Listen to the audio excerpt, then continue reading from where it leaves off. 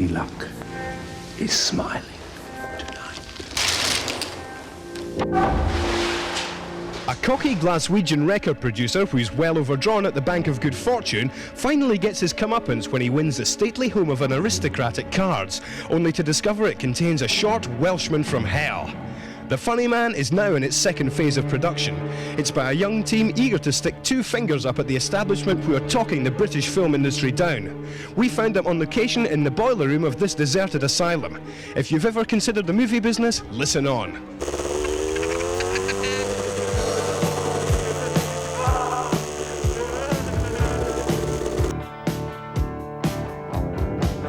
It's all about this young man here, summoned up from the depths of hell.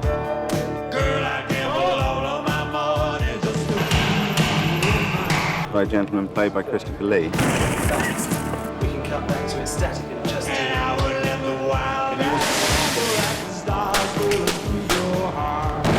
It's come from a diseased mind. Turn over. Very popular with the senior citizens.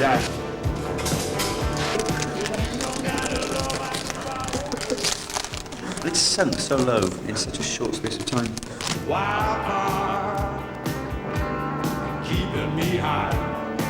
In the first instance, we had to experiment with the idea in a short film format. So I wrote a half-hour version of the film, and we went out and shot it on a budget which we managed to extract from a record label.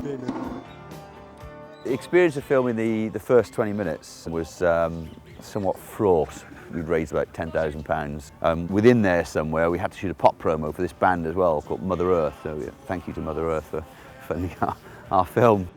You know, we were novice filmmakers, and it was a really good opportunity to play around with the format, work a few ideas out, work the character out, and work out how to approach this combination of humour and violence, I suppose. We had only 2 of these prosthetic masks, which took some 2 hours to put on. They're quite expensive to produce. So we put the first one on, and we did various days of filming with that. And then once the second one was on, we filmed and we filmed and we filmed till the cameraman went to bed, and then we carried on filming, and then I fell over, and then I was induced with various inducements to stay awake and keep going. I think I'm correct in saying that I hold the world record for wearing a prosthetic mask at about 28 hours, which is just stupid, really. I remember from the time that it was a real laugh, you know. It was as a 13-year-old to be on set with a group full of sort of mad director, producer, and a cast of everyone sort of together in location. It was brilliant. What? That's what. My mum had a brilliant time as well. She didn't enjoy seeing us killed though, and that was something that she found. She was like that, oh my God, my babies are burning. The film started off, it was a real sort of, it started off as sort of a, scary sort of, the Funnyman was a really evil character. And my distorted back, my pigeon chest. Where'er I go, I become a jest. But as for what's below my waist...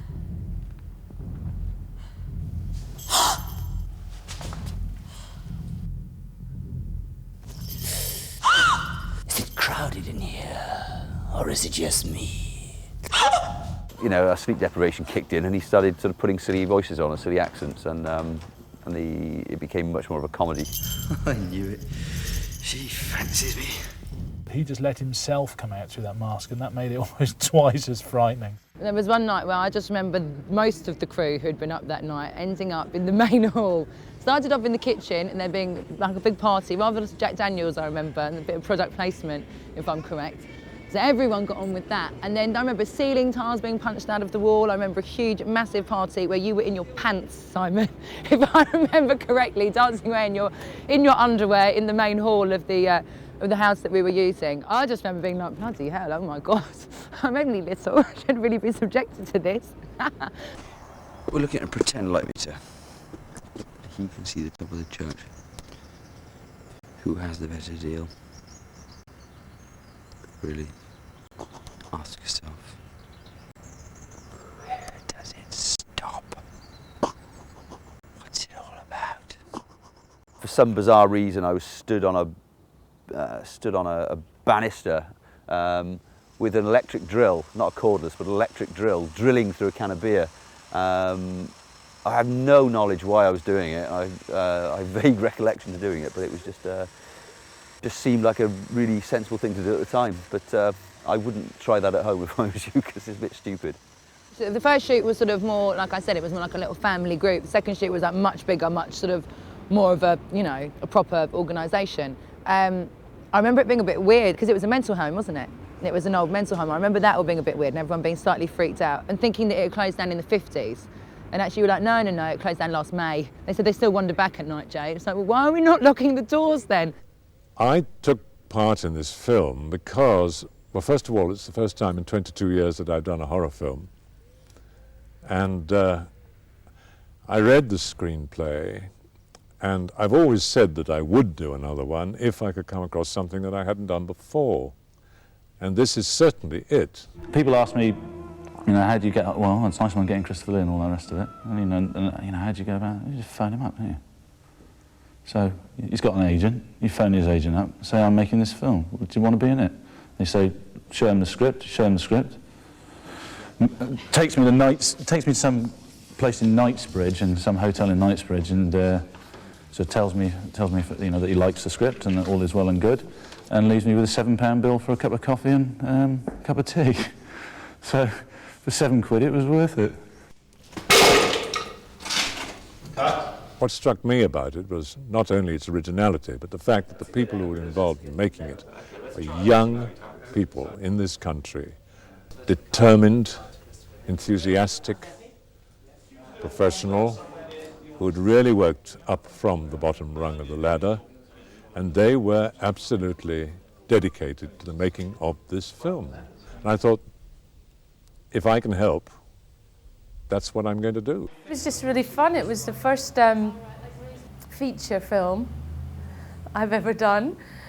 Let's put a tad more smoke in, Toby, could we? I remember sliding on the floor a lot. I remember getting up to quite a good slide in a run, because I had a very short skirt on to play Thelma, and it was quite drafty in that big old house. I remember one of the wardrobe ladies suggesting that I wear some men's pants. I remember them staying in my life for a long time. I found it quite pleasurable. There's a lot of waiting around, isn't there, in these situations? So you have to, you know, fill ways to spend the time and joking with your fellow actors, and, you know, it's always a bit of genital play as well. Because I had a rather spectacular death in the film, and I feel like I maybe had one of the best in a way, because it involved quite a lot of technical details, a lot of makeup. I remember being in a latex mask, which took quite a long time to mould onto my face, because I ended up having my head blown off as I turned round to respond to another quack. Duck! Where?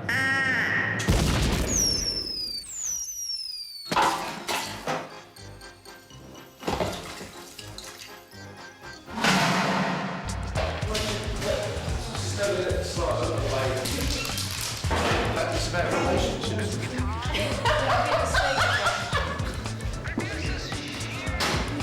This is very uncomfortable. Put it down now. You know what? Tell everybody Yes. a nice chat you are. Well, listen, I've just saved this baby bat that was only about so big and very like a little mouse or something with little wings. It's terribly sweet, and it wouldn't come off my hand. Every time I tried to put it, it would hang on to my little hand. Isn't that nice? Don't you think? I think it's lovely. I'll see you later. What have you done with it, Tom? I killed it. I fucked it, and then I ate it. Huge respect for Tom, actually. Very professional overall, that's how I would say. Very professional, very calm, and really fighting against all odds to get this film made. Bruce, I understand there's some moves to move you from the electrical department, which should not be tolerated. To a driver? Yeah, fuck that. Fuck that as well, Tom.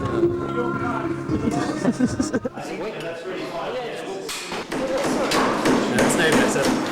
Even a tosser? Especially with the ace. Just bung it down there, wiggle it around, and then... That's tossing cards off. I need one other casual tosser. Is anybody who can only on Sunday. I'm a once a day man myself. There you are, there's your third casual tosser. So it's me, the sand tosser, And the lighting tosser. All right, so we got these.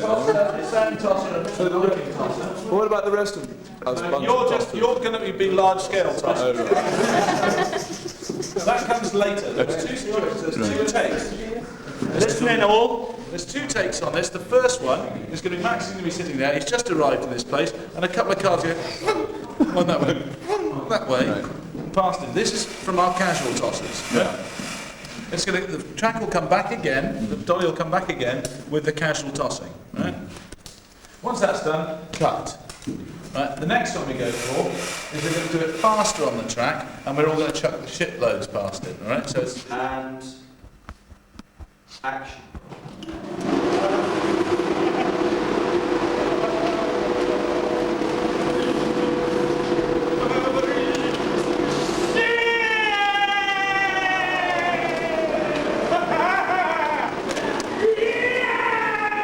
Everyone was very professional, very, together. Everyone worked very much as a unit, I suppose in that way it was rather unusual, but everyone was just helping out with everyone. The great thing about production managing a budget when there is no budget is that the answer's pretty much always no. I mean, every vehicle is meant to fit onto a low loader, but this fucker wouldn't. And so we had to mock up some of the internal sequences late at night, sat in the van with the crew just rocking it and somebody else running past a light with branches to give the effect. What the fuck is going on? Yeah, and also bear in mind, right, feet they can cope with because of the engine noise, laughter they can't actually do anything with. So, okay, and in first position. Okay, ready? Yeah, I remember myself sitting in the van really late at night like this. Really make me laugh. Special effects, money. What did the money go on? Low budget movie making at its best. I remember Tim saying, we'd go to the front desk of the lighting store and we'd ask for something we knew was right at the back. And while they were up at right at the back, he'd rob as much gear as he could from the front. Now, come up back and give my knob a good old suck. Right?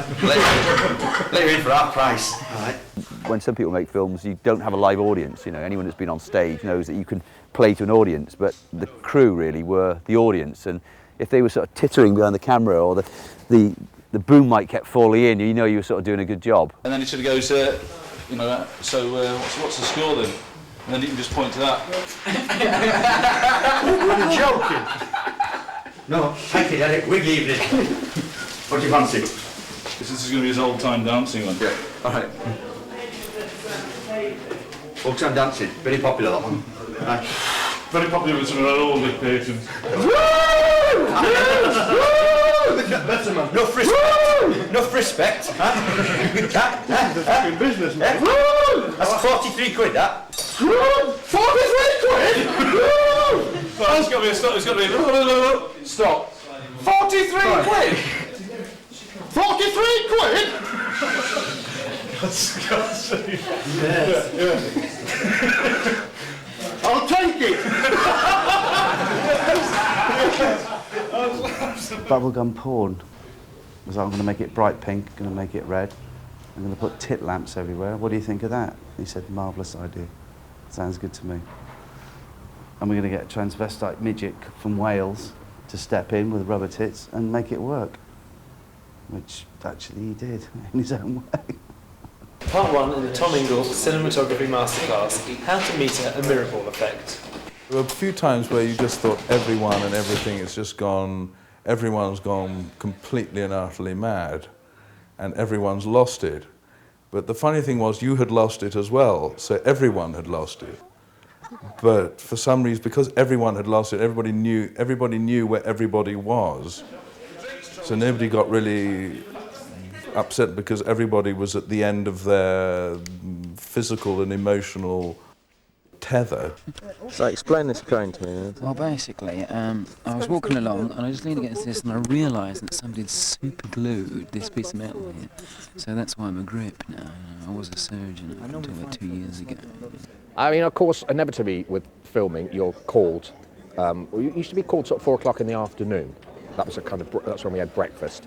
But there's a lot of hanging around, not knowing what's going on or if anything's going to happen. And your normal professional standards of just remaining loose and ready, after a couple of days you think, actually, I might have a little drink.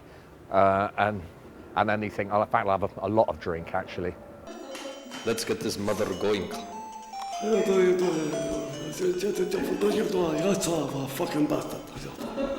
I'm really a stunt man. Acting's just a sideline. Product placement. Placing it into a bucket later if you have any more. Come to Islay for a holiday you'll never remember. You won't be able to see this, will you? Huh? This is just for Simon's own personal collection and reminiscences of his one and only film. That's cool. The benefits of all living together is that everybody is on set when you need them. He's already come. The bad thing is, and the good thing, is that everybody works 24 hours a day. Yeah. Oh, yeah. There was a good vibe down there, if that's not too 60s. And it sort of swung between very businesslike and complete but creative chaos.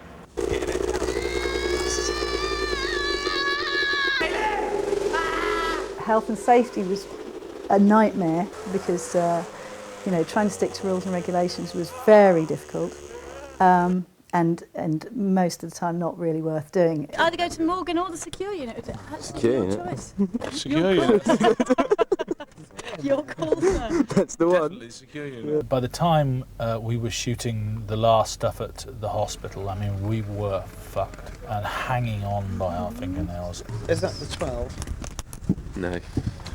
Get the 12 on. Get me a drink. Simon? Simon, wind machines, the American flag. Absolutely correct. Get the Merlin. Sounds ready. Yeah, I'll throw that off. Turn over. Carwyn, you're a doctor, come here. But again, I thought it was valid enough because if you're not paying people to be making a film, then they might as well have it. It's got to be a good experience. It's got to be a good party. If it's not, otherwise there really is no point in being there. Jingle, jangle, jingle, jangle. Everything twice. Everything twice. Hello, Mr. Cigar. Simon wanted someone who could actually play the guitar, and I play the guitar. So all the music you hear and all the singing on the album is me. I know I can't. Oh, get over there. Buy the record.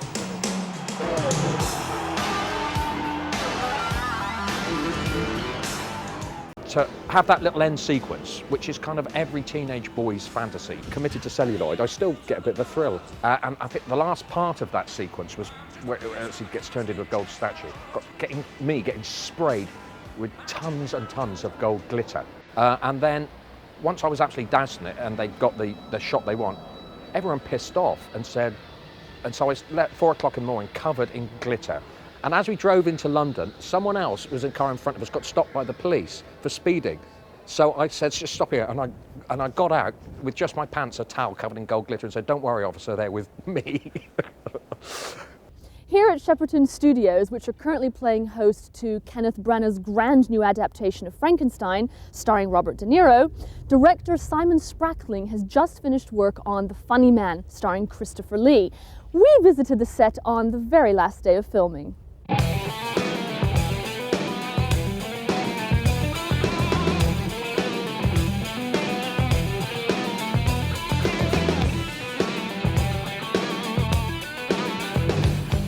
Tonight we're doing a kind of Serge Leone version of a John Waters movie.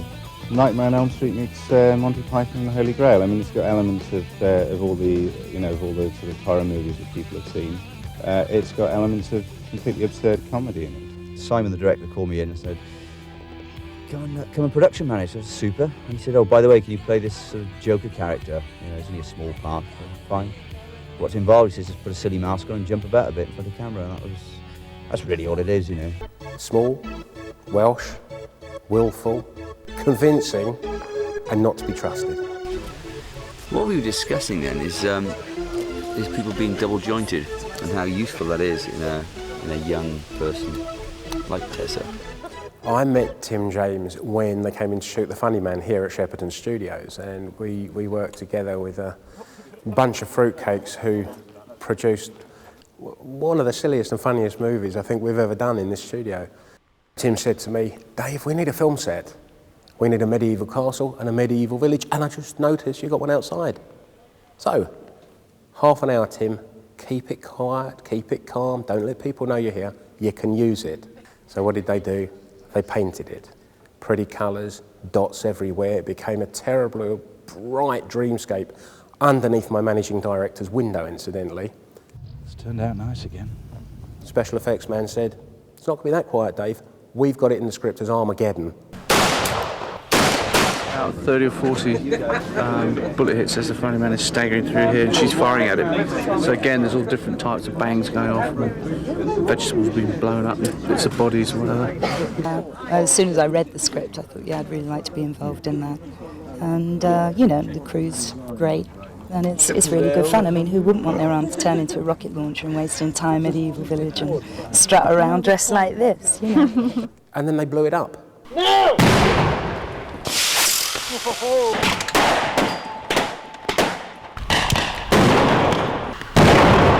The whole thing was an absolutely brilliant experience. It's a learning curve. I met loads of great people. I'd never done a film before, so I thought it was the norm. Now I know. So really, I'm very grateful that my whole life since then in TV and film has happened because of Funnyman. Even though they never paid you a damn thing. Not only did they never pay me a damn thing, I put money in. Solid, excellent. Really, really good. Particularly the bits where everything caught fire. Yeah, snap. There's no business like show business. There's no business I know. Not many people knew because you know the properties of the codpiece. People come up and shake you by the codpiece and thought it was very amusing. And it was only many years later I actually let on that I was sort of fitted inside that codpiece. So every time these people came up to grab and shake the codpiece, I was very grateful because they were long all nights. So now you're going to get shit all over my carpet. Well, if you've got a better idea, I suggest you get on with it. Otherwise, shut it all and get out of my road.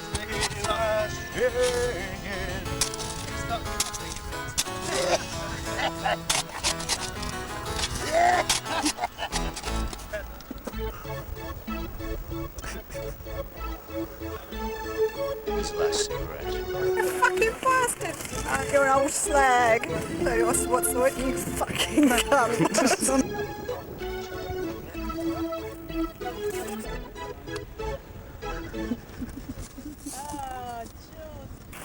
Good luck. Right back.